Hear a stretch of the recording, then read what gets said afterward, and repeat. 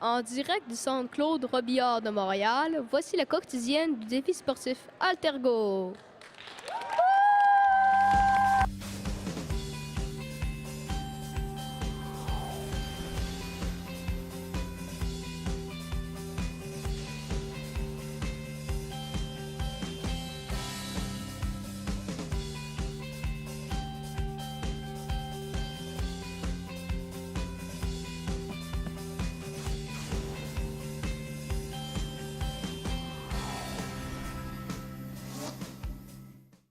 Alors, bienvenue au Centre sportif Claude Robillard pour cette dernière émission quotidienne du défi sportif Altergo en cette 31e édition.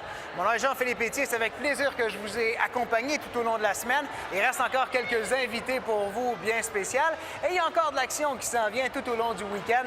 Vous pouvez suivre ça sur défisportif.com et aussi sur rds.ca ce dimanche. Aujourd'hui, à l'émission, on aura pour vous en entrevue Benoît Saint-Amand, qui est gardien de but de l'équipe canadienne de hockey luge. On va parler un petit peu de son expérience, entre autres paralympique. Jim Bays, élu de Montréal, responsable des sports et loisirs. Jean-Marie Lapointe, qui est partout pendant le défi. On aura l'occasion de discuter avec lui. C'est le porte-parole du défi sportif Altergo. Et je peux vous dire qu'il n'est pas facile à attraper parce qu'il se déplace d'un endroit à l'autre ici pour voir tous les athlètes, ou en tout cas en voir le plus possible. Yang Lee également et Jade Renaud, qui sont des athlètes de l'école Saint-Jude, qui vont venir nous parler un petit peu plus tard. On y va tout de suite avec une première entrevue pour vous. Je vous la présente et par la suite, on reviendra avec notre entrevue en direct avec notre Olympien paralympique. Combien de minutes par jour il faut s'entraîner pour être en forme? 3. 2. 10. Pour être en forme, il faut avoir une bonne santé. Il faut manger la bonne nourriture et aussi des légumes, des fruits. How many minutes per day should you exercise to be healthy? 2. So more than that. 3. And you? 5 days, yeah. 7. Yes, 7. 10. Exercise. How many minutes per day?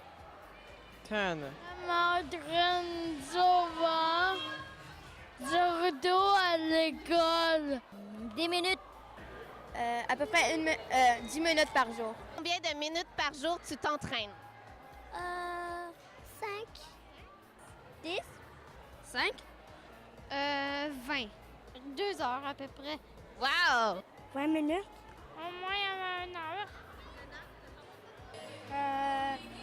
20 à 30 minutes par jour. 30. 5. À peu près 4. 4. Et toi, combien de minutes par jour tu t'entraînes? 4. 60! 15 minutes. 9. Ben moi, je m'entraîne pas beaucoup, mais en fait, je pense que je m'entraîne souvent à chaque jour parce qu'à l'école, on bouge et tout, on monte les marches. Donc pour moi, c'est comme si je m'entraînais à chaque jour. Et combien de minutes t'estimes que ça donne? À peu près toute une journée. Parfait! Et pour toi, combien de minutes tu t'entraînes par jour? 15. Vous savez qu'il y a beaucoup d'actions qui se passent au Centre Claude Robillard qui sont diffusées sur défisportif.com. Je vous invite à voir aujourd'hui différentes disciplines sur la chaîne 1, hockey-ball secondaire jusqu'à 14 h. La chaîne 2, il y a de l'escrime en fauteuil roulant, donc de niveau international, qui va débuter de 13h30 jusqu'à 18h30. Et vous avez encore quelques minutes sur la chaîne 3 pour aller voir la natation de niveau secondaire. Maintenant, j'ai avec moi en entrevue Benoît Saint-Amand, qui est gardien de but de l'équipe canadienne de hockey luge et qui nous a amené une belle surprise ici. On peut la montrer à l'écran.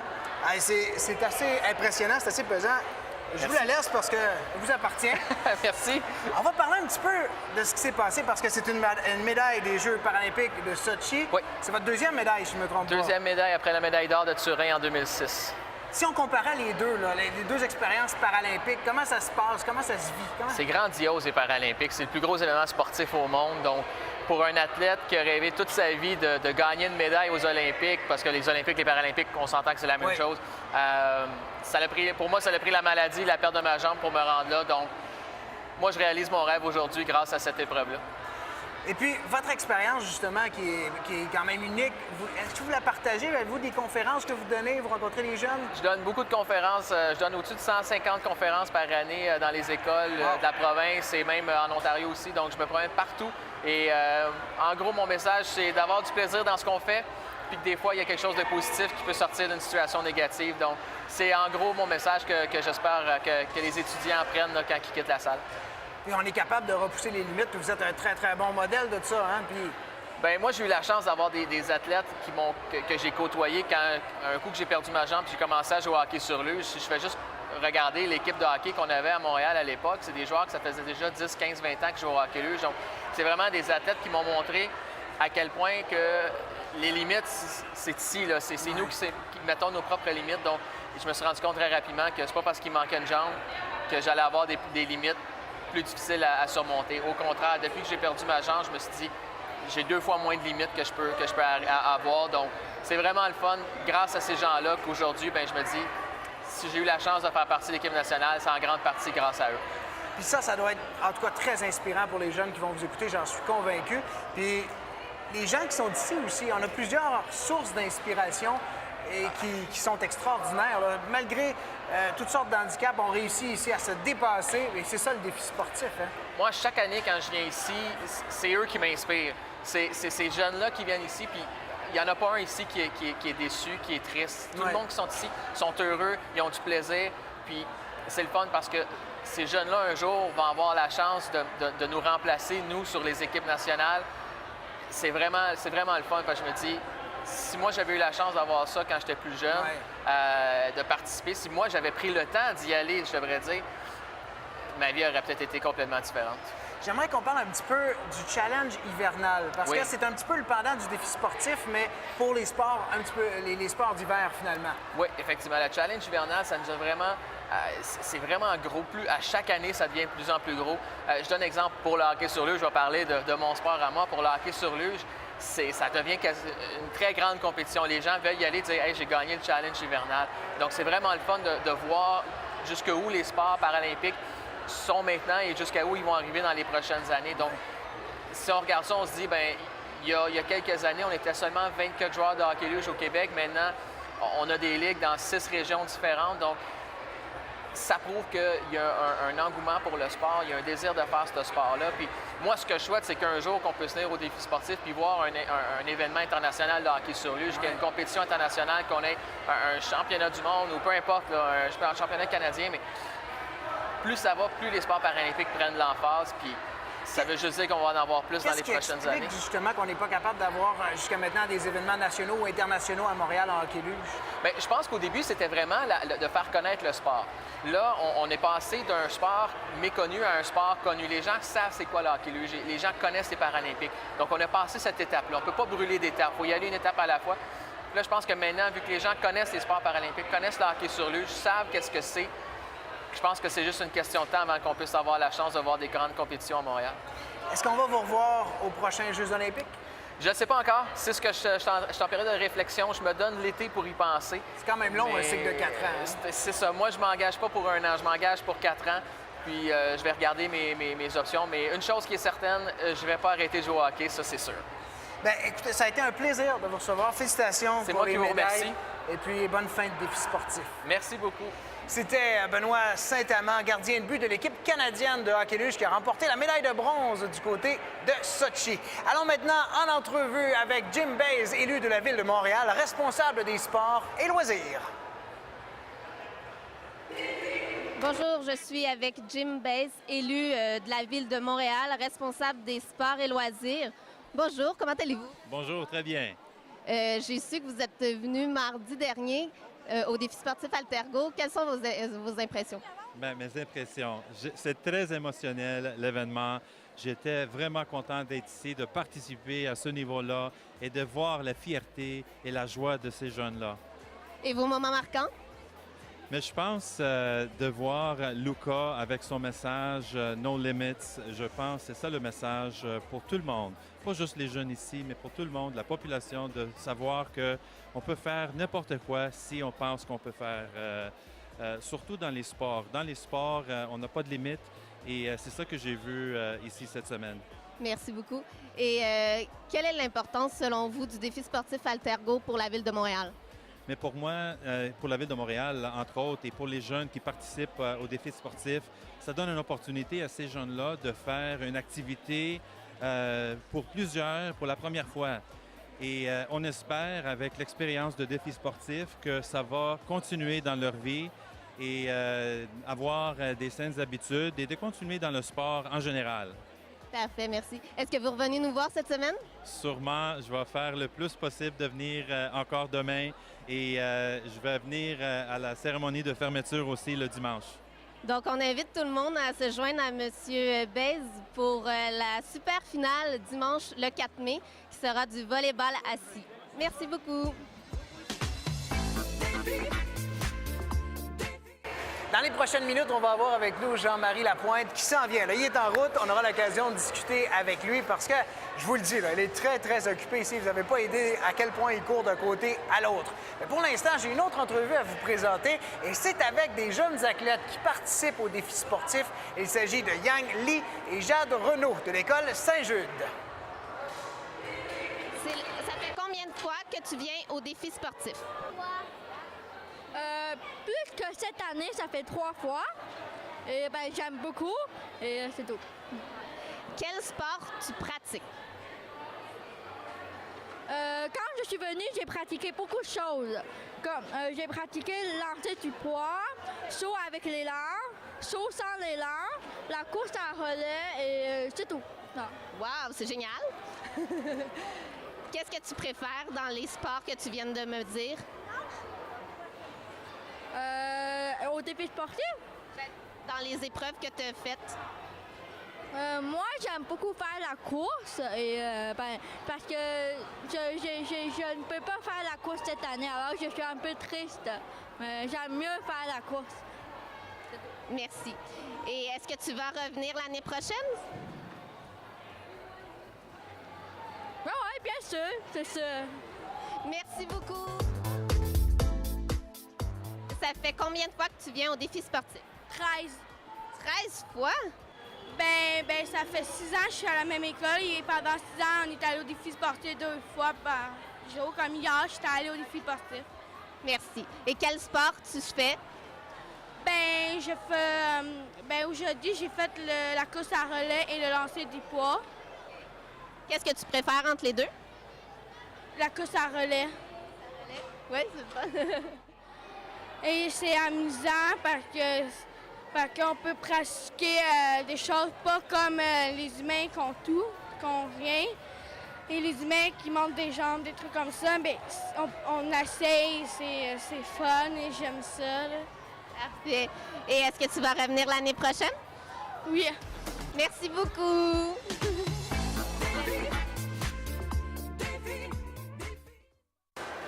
Alors, nous sommes de retour avec Jean-Marie Lapointe, qui est porte-parole du défi sportif. Jean-Marie, bonjour. Salut, monsieur. Content de vous rencontrer. JP and JM. Ouais, hey, occupé, hein?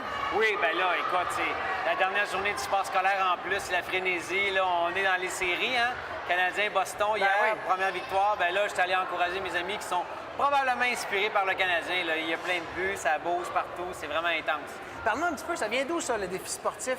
Ton implication à la base? Mon implication remonte à plusieurs années, entre 10 et 15 ans. J'ai arrêté de compter, là. Mais on m'avait proposé de m'impliquer, d'être porte-parole parce qu'ils savaient que je faisais beaucoup de sport. Puis j'animais des émissions de télé à la radio aussi. Et j'avais déjà reçu Chantal Petitclerc, Yvon Deschamps, Alain Choquette, tous nos anciens porte-parole, sauf Chantal qui l'est encore. Et je trouvais le concept génial, mais je n'avais jamais vraiment expérimenté le défi sportif. Je savais que ça existait, mais je ne le connaissais pas. Alors je m'étais dit, ben là, regarde, je vais plonger, je vais me mettre un casque de bain, puis je vais y aller. Ça fait combien de temps?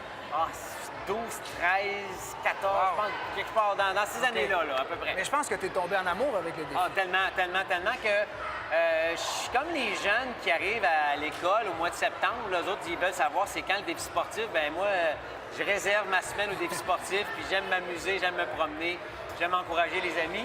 Et surtout, c'est qu'avec toutes ces années-là, ben tu te fais des liens entre la première année puis la 10e année, bien, il y en a que tu as vu grandir. Alors, je suis rendu là, je les suis, puis je m'ennuie d'eux autres quand je les vois pas. Puis justement, l'évolution du défi, comment tu l'as vu? Comment ça a changé depuis 10-12 ans? Bien, écoute, c'est rendu tellement professionnel dans tout le sens du terme. Oui, tu as des sports de l'élite, tu as les jeunes de la relève, mais hier, il y avait Yvon Deschamps qui était le tout premier porte-parole. Il était là, il est venu nous voir, il est venu se promener, remettre des médailles. Il me racontait des anecdotes, là, combien il pouvait avoir 50 personnes, 100 personnes qui participaient au défi sportif. On est rendu à 5000 athlètes. Tu dis, c'est rendu gros, c'est rendu une structure. Il y a la gestion là, de tous les plateaux en même temps, ça demande là, une vision, une orchestration, un savoir-faire, mais qui est mené de maître par des gens qui ont un savoir-être. Ils ont aussi un côté humain. Alors, quand la tête est au service du cœur, tu es sûr de gagner dans ce temps-là. Puis parlant de cœur, si tu es ici après un peu plus de 10 ans, c'est parce que tu as été touché. Qu'est-ce qui te touche vraiment dans le quotidien, dans ce que tu vois ici, dans ce que tu vis? L'amour, l'authenticité, la transparence, l'énergie, le dépassement, la résilience, toutes des valeurs humaines auxquelles on carbure et qu'on a besoin de se remémorer au quotidien. Alors, quand je viens au défi, j'ai une dose massive de ces valeurs-là en 7 jours. Et là, je suis comme là, OK, hyper rechargé pour plusieurs semaines, plusieurs mois même. Et quand arrive le lundi, après le défi sportif, là, je te pogne un esti dedans, mon gars. Là, c'est fini. Bon, OK, à l'année prochaine. Mais ça, je me disais tantôt à la cérémonie d'ouverture, ça me prendrait de ça à tous les jours. Mais en même temps, à tous les jours, je pense que pourquoi ça rend la chose si intense, c'est qu'on sait qu'il y a un début puis il y a une fin. Alors, c'est un compact de 7 jours d'intensité là, que, écoute, de tous les plateaux, j'ai même pas le temps de faire le tour de tous les plateaux. J'essaie de me promener, mais écoute, il y a tellement d'affaires. Et puis, t'arrêtes pas, là, parce qu'on te voit passer d'un côté à l'autre partout la journée. C'est assez intense. En tout cas, j'essaie de me donner la discipline de visiter plusieurs plateaux. Je suis allé voir la gang du curling, je suis allé voir la gymnastique rythmique. Je vais essayer d'aller voir le boccia. Bref, c'est vraiment une expérience humaine extraordinaire. C'est unique au monde. C'est un joyau national. Je pense qu'on ne le dit pas assez. Bien, Jean-Marie, merci beaucoup. Ça fait plaisir, a été un plaisir. Je sais que tu étais très chargé, mais ça fait plaisir d'avoir pris le temps de venir nous voir. Je suis honoré d'être ici. Merci, mon homme. Bon week-end, bonne fin de défi sportif parce que c'est pas terminé. Il reste encore beaucoup d'activités à venir. Alors, c'était Jean-Marie Lapointe qui est le porte-parole du défi sportif et qui continue à se déplacer un peu partout sur les plateaux.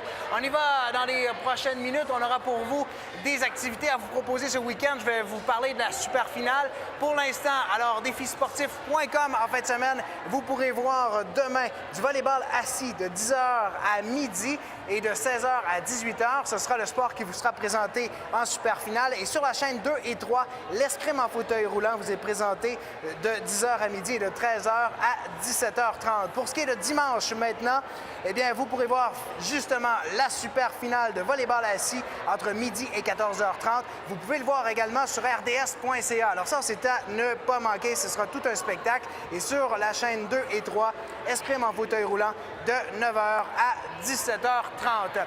Du côté de la super finale, ce sera du volleyball assis. C'est presque les mêmes règles que le volleyball régulier. C'est très spectaculaire. Comme je vous dis, ce sera tout un spectacle à ne pas manquer. Vous pouvez venir ici au centre Claude Robillard sur place pour assister en direct à l'événement ou encore sur rds.ca pour ne pas manquer cette super finale. Ben voilà, c'est ce qui termine cette série d'émissions quotidiennes pour la 31e édition du défi sportif Altergo. Je me présente, Jean-Philippe Étier. Ça a été un plaisir pour moi d'être avec vous. Merci à toute l'équipe technique, que ce soit pour les différents sports qui vous ont été présentés cette semaine, l'équipe technique de cette émission quotidienne et surtout, bravo aux 5200 athlètes qui se sont présentés pour la 31e édition du défi sportif Altergo. Je vous souhaite une excellente journée et bon week-end sportif avec le défi sportif. Rendez-vous l'année prochaine pour la 32e édition.